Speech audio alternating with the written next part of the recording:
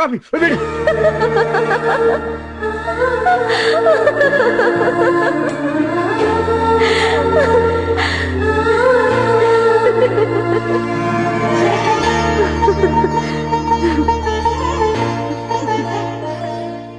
అవును రాధా, అందం సంతోషం దగ్గర నుంచి సూటిగా చూడటం ఎంత బాధాకరమో. గడప మీద కూర్చోకూడదు, మహాలక్ష్మి పీఠం దిగు.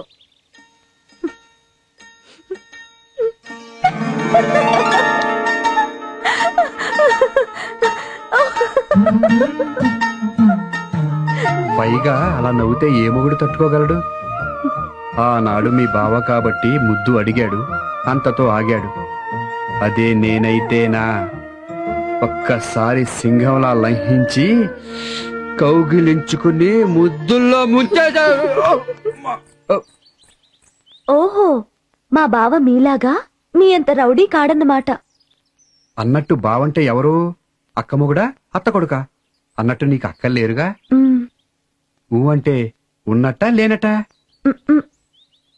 ఇంతకీ ముద్దు ఎక్కట్టా? రైల్లో అప్పర్ బర్త్ మీద. అప్ప అది కాదు, బుగ్గ మీద, మెడ మీద, పెదవుల మీదనా? ఇంతకీ ఆ పూట ఏం జరిగిందట? పాపం అతగాడు అడిగిన ముద్దు నువ్విచ్చినట్టా అతను పుచ్చుకున్నట్టా?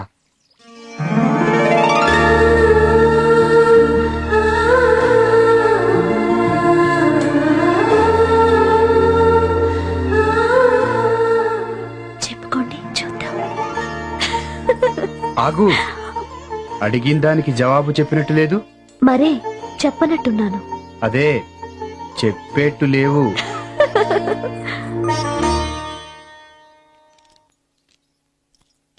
ఒకవేళ పట్టుకో. దేనికి? ఇచ్చినట్ట పుచ్చుకున్నట్ట? నట్టు లేదు బొట్టు లేదు, పొండి.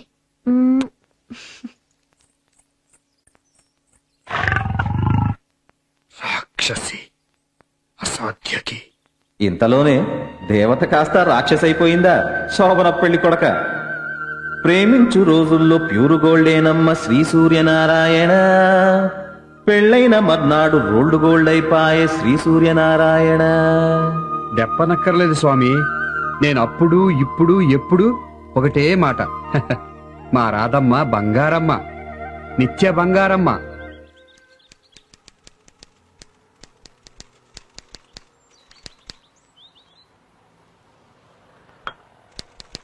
గుమస్తా కాబులు టైప్ కొట్టేస్తున్నాడు. గుమస్తా ఎంత దాపు సరుగుంటే ఇంక మన వకీలమ్మగారు ఎంత చేపాసుకుంటుందో. ఖర్చు అవుద్ది మరి. అయితే నువ్వు పని చూడు ముందు. ఓర్ రావా. గుమస్తా గారు గుడ్ మార్నింగ్ అండి. అమ్మగారు ఉన్నారండి? అమ్మగారు మీరెవరు? నా పేరు అట్టగాడు ధర్మారావు అండి. గిట్టిన వాళ్ళందరూ అధర్మారావుని ఎక్కిరిస్తుంటారండి, కానీ నేను ఎప్పుడు ధర్మంతో పోటాడతానండి. అమ్మగారు ఉన్నారండి? కూకోండి కూకోండి కూకోండి. ఈ పేరు పైకోర్టు పాపారావు అండి. ఏ కోర్టులో ఏం జరిగినా పైకోర్టుకి వెళ్ళిపోతారండి. కోర్టు వాద్యాల కోసం 5 ఎకరాల మాగాని 2 మేళ్ళలో తెగనం వేశారండి. అయినా అమ్మగారు ఉన్నారండి? ఏంట్రాడు అమ్మగారు అమ్మగారు అంటున్నాడు అనుకుంటున్నారా? ఆయన అమ్మగారిది మా ఊరేనండి. ఆ తండ్రి గారు జడ్జి జగన్నాథ్ గారు కూడా మాకు బాగా తెలుసండి. ఆ రోజుల్లో ఆయన వకీలుగా పనిచేసే రోజుల్లో ఆయన దగ్గరికి 2 మర్డర్ కేసులు తీసుకెళ్లానండి. ఆయన అచ్చగాని చెప్పేసి కొట్టారండి.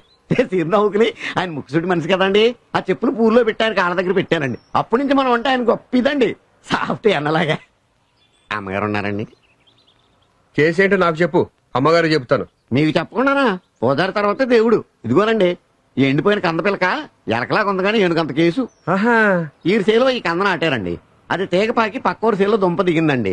ఆరిక తెలవక ఆ కంద సగం తరిగి ఆ దుంప కోసుకు తినేశారండి. 6 సేలో దుంప 6 కోసుకుంటే తప్పేంటి? సీనారిదేనండి, కానీ నాటింది మన సేలో కదా. అయినా దుంప 6 సేలో కాసింది కదా. 6 సేలో కాసింది కానీ మన సేలో పిల్లక కదా అండి.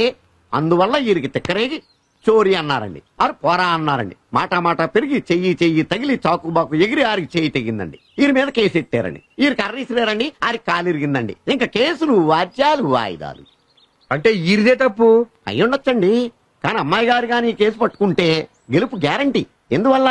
జడ్జి జగన్నాథం గారి కూతురు కదండి, తీర్పుకి తిరుగుండదు.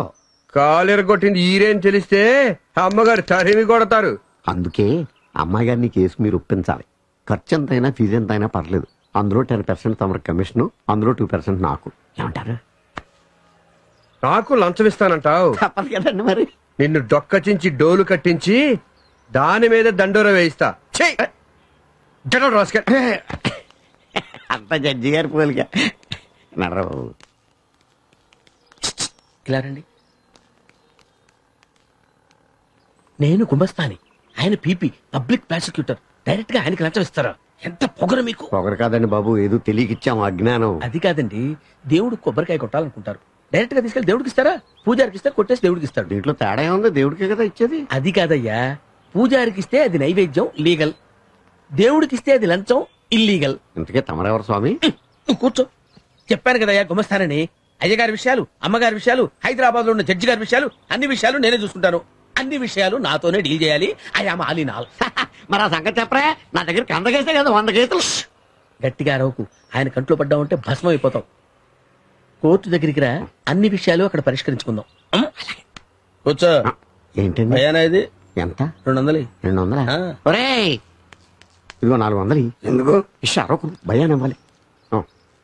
ఇదిగో నాయన, నీ 200 నువ్వు ఉంచుకో. అదేంటిది? ఈ 200 అవి ఉంచుకో. నువ్వు నడవరా. అటు కాదు ఇటు. ఏనుగంత కేసు నిష్కారణంగా వదిలేశారు. పిచ్చిదానా, ఆ క్లయింట్ పచ్చి రౌడీ గోండా. రౌడీలు గూండాలు ఉంటేనే కదా కేసులు. అయినా వాళ్ళొచ్చింది నా కోసం, నేను చేసేదాన్ని కదా. నువ్వు ఎలా చేస్తావు? ఏ నువ్వు లాయరువి కాదు కదా, ఏ లా పరీక్ష రాయలేదు కదా. ఏ ఫీజు కట్టలేదు కదా. భలేవాడివే స్వామి, ఫీజు కట్టడానికే కదా వెళుతున్నది. చూస్తూ ఉండు, దగ్గరుండి చదివించేసి పరీక్షలు రాయించేసి పాస్ చేయించేసి లాయర్ పట్ట ఇప్పించేస్తా.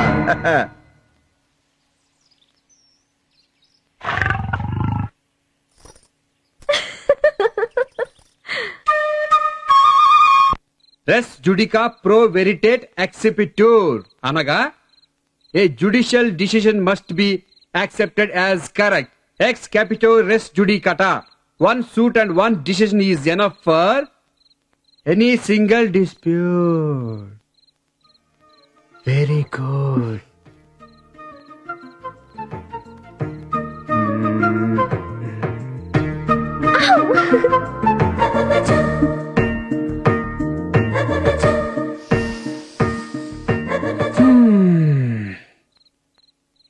And దుష్ప్రేరణ ఫలితంగా ఆ అపరాధం చేయబడినచో అట్టి దుష్ప్రేరణను బట్టి శిక్షించుటకు అభివక్త నిబంధన ఏది?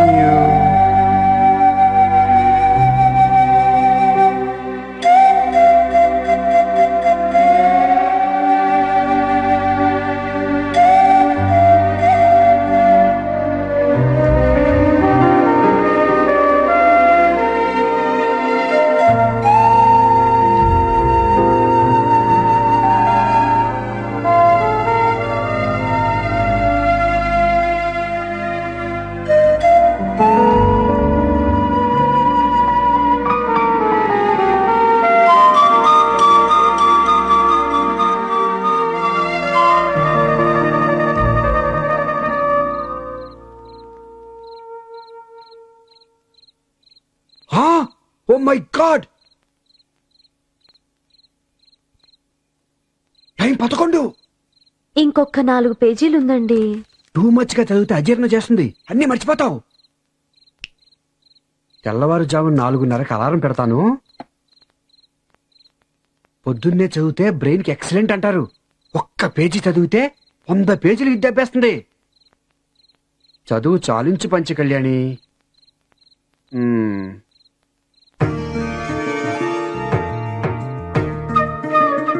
ఇలాలోంచి కలలోకి మేలుకో.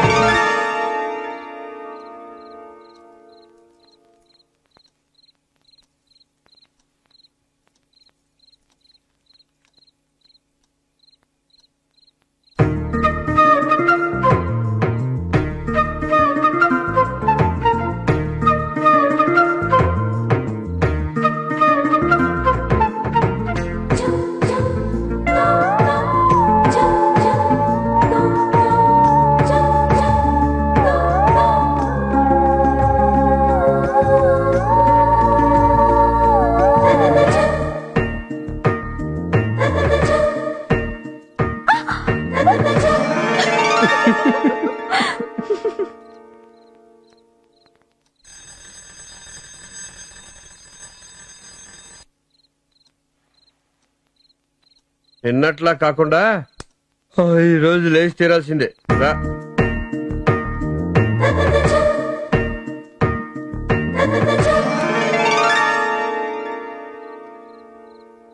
నన్న నా నా నా నా నా నా నా నా నా నా నా